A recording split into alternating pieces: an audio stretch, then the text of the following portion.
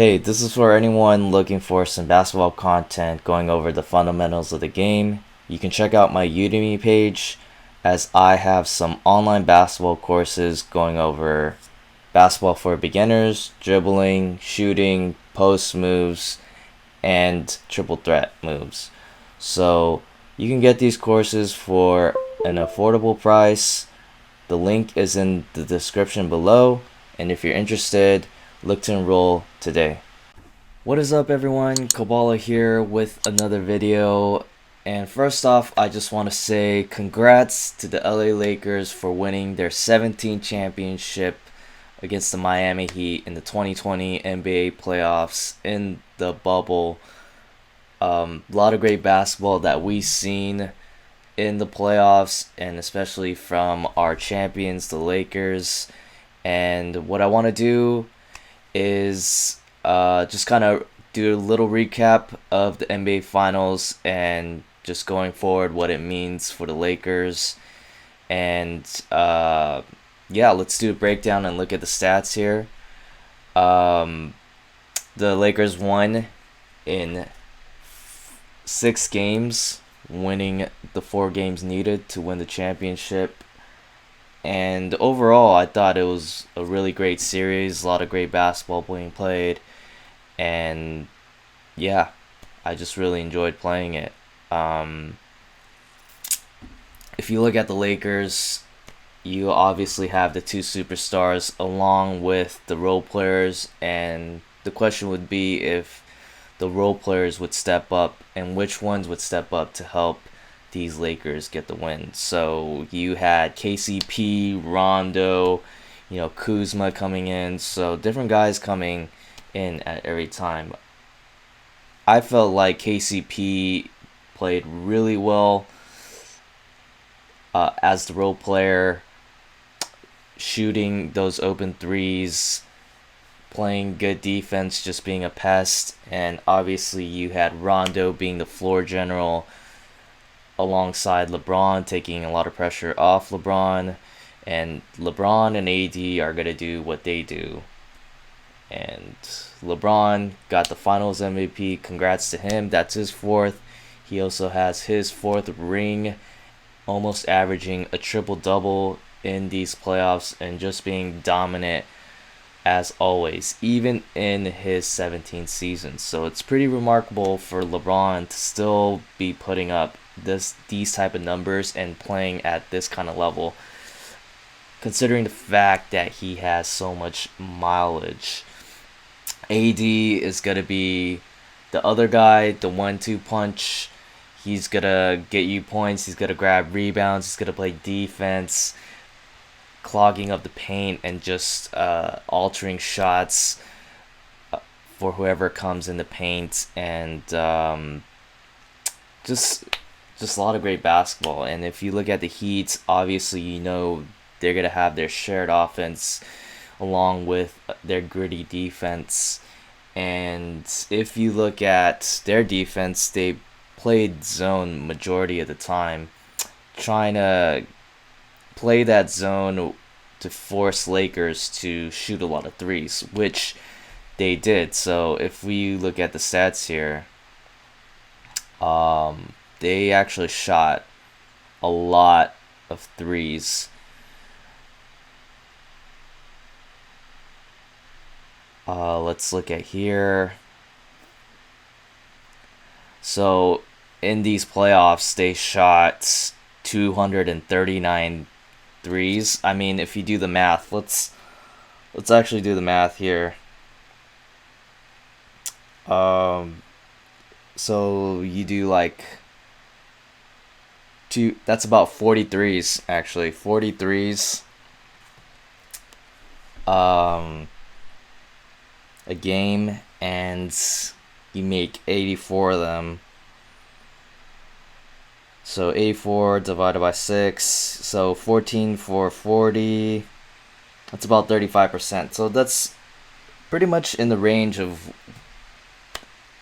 they've been shooting this whole season, so which is not bad for the Lakers. And they shot a lot. So a lot of quantity.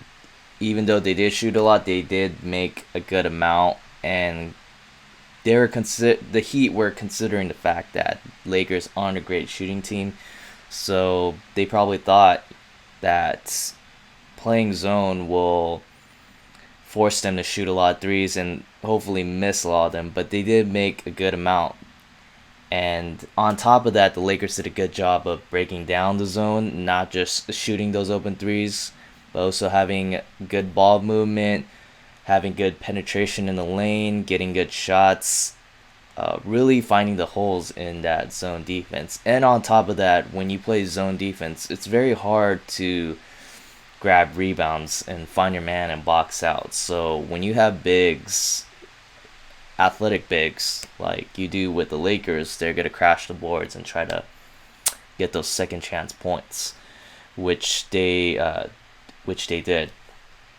But if you look at the Heat's offense, obviously you got the superstar and Jimmy Butler just playing phenomenal basketball, playing MVP basketball, uh, almost averaging a triple double, 26 points, 8 rebounds, 10 assists.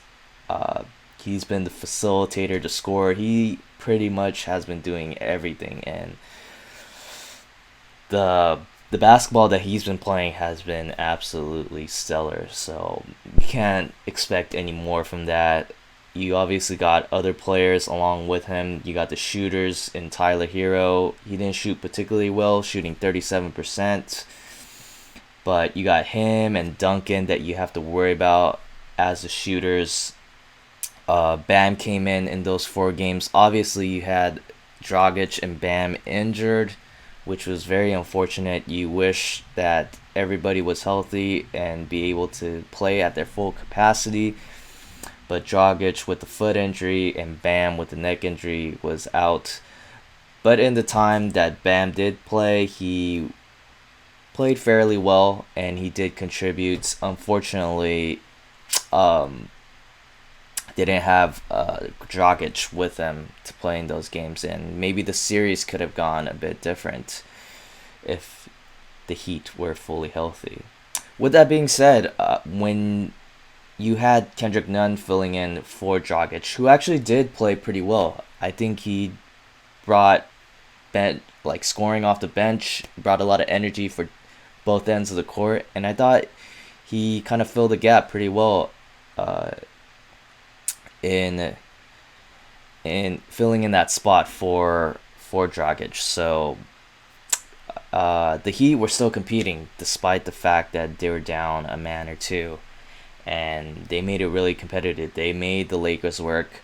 The Lakers got their toughest test in the finals against an Eastern Conference team, which was pretty interesting because you would think that the Lakers would have a tougher time with the Western Conference teams, but in those series in that conference, they've had competitive games, but overall they were pretty dominant throughout all the series and just showed that they were the superior team against all the teams that they face in the Western Conference. So, and even with the Heat team that were kind of banged up, they gave Lakers the run for the money. So overall, just a great series. I mean, the Heats are a great team, and for them to compete the way they did throughout the whole playoffs has just been phenomenal. They got a great coaching staff, great organization with a lot of great players that are playing for one another and are very unselfish, and a superstar in Jimmy Butler.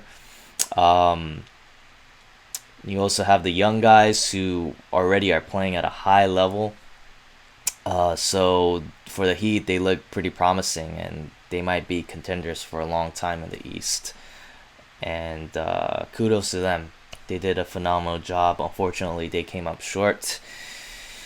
And the bubble season, the bubble playoffs goes to the Lakers. And what does that mean for the Lakers? Obviously, they tie the Celtics for the most championships in NBA history.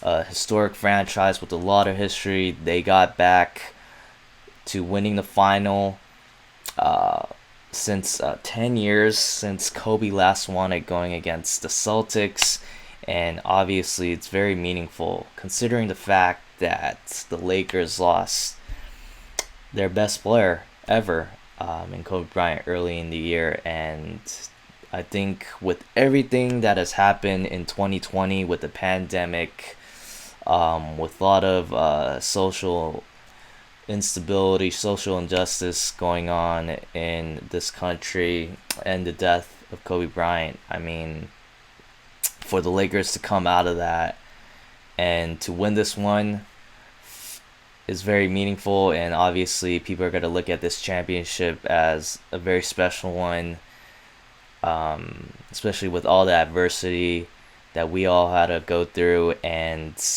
the Lakers to kind of win it for Kobe and for his legacy. And very meaningful championship.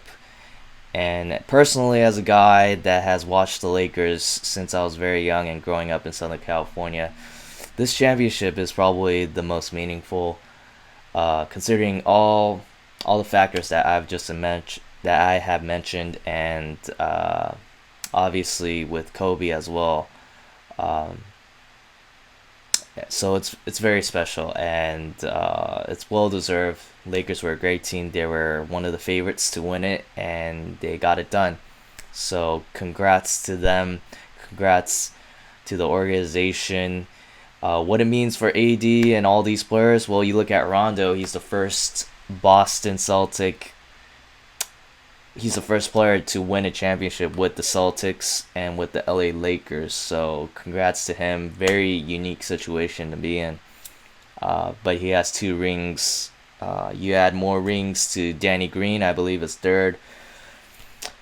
First championship for many of these guys, especially a guy like Dwight Howard, who's been in the league for a long time, who could be considered a Hall of Famer sometime in the future. And for him to win a ring with the role that he played throughout the season has been incredible. First ring for AD, who is a superstar in this league.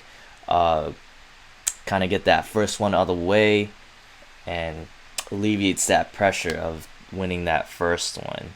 And you look at LeBron's legacy, of course, winning 4 championships out of the 10 that he has appeared in.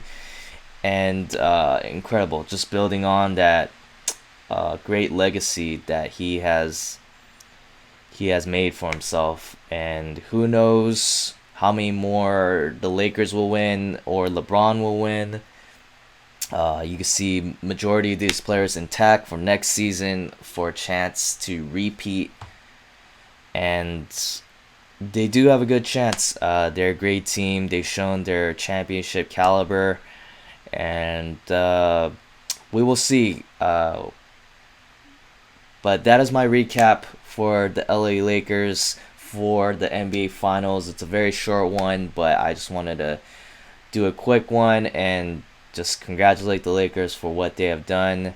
Overall, the playoffs in the bubble have just been phenomenal. Great basketball being played. I really enjoyed the playoffs, and it's a very unique, maybe a once-in-a-lifetime experience to have. So I'm glad to be a part of it and to be able to witness such great competitiveness and great play of basketball. So thank you very much. If you have enjoyed this video, please drop that like, and if you haven't already, please subscribe to this channel for more content like this. So till next time.